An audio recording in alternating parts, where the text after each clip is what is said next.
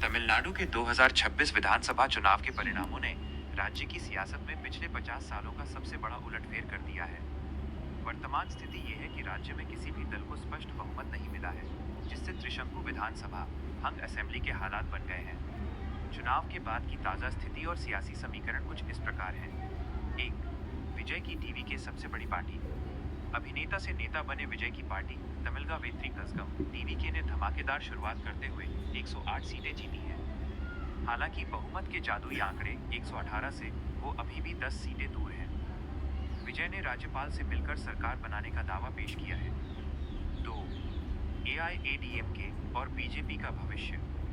एआईएडीएमके को इस चुनाव में केवल 47 सीटें मिली हैं। गठबंधन एनडीए की हार के बाद पार्टी के भीतर बीजेपी से अलग होने की मांग उठ रही है। टीवीके के साथ गठबंधन। चर्चा है कि एआईडीएमके विजय को समर्थन दे सकती है ताकि डीएमके को सत्ता से बाहर रखा जा सके। बीजेपी की स्थिति। बीजेपी को केवल एक सीट पर जीत मिली है, जिससे एआईडीएमके के खेमे में ये धारणा मजबूत हुई है कि बीजेपी के साथ रहने से उन्हें नुकसान हुआ है। 3. डीएमके की नई रणनीति। सत्ताधारी डीएमके 59 सीटों पर सिमट गई है, गठबंधन के साथ कुल 73। मुख्यमंत्री एमके स्टालिन ने इस्तीफा दे दिया है। सबसे चौंकाने वाली खबर यह है कि राजनीतिक गलियारों में डीएमके और एआईएडीएमके के एक साथ आने की चर्चा भी शुरू हो गई है। इसका मकसद विजय जैसी तीसरी शक्ति को सत्ता से दूर रखना है।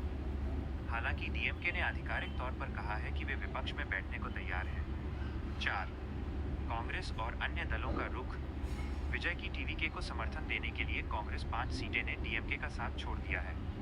इसके अलावा लेफ्ट पार्टियां और बीसीके भी विजय के संपर्क में हैं, जिससे विजय के बहुमत के करीब पहुंचने की संभावनाएं बढ़ गई हैं। निष्कर्ष। तमिलनाडु की राजनीति में फिलहाल इंतजार करो और देखो, वेट एंड वॉच की स्थिति है।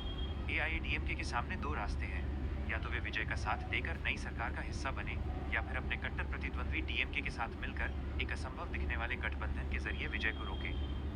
अगले 48 घंटे राज्य की भविष्य की राजनीति तय करेंगे।